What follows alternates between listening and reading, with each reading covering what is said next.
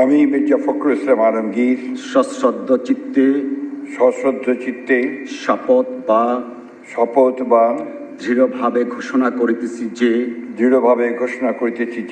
আমি আইন অনুযায়ী বাংলাদেশের রাষ্ট্রপতি পদের কর্তব্য বিশ্বস্ততার সহিত পালন করিব। আমি বাংলাদেশের প্রতি অকৃত্রিম বিশ্বাস ও আনুগত্য পোষণ করিব। আমি সংবিধানের রক্ষণ সমর্থন ও নিরাপত্তা বিধান করিব এবং আমি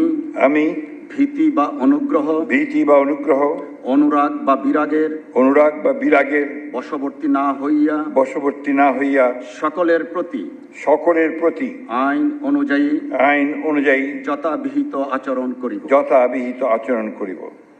ধন্যবাদ।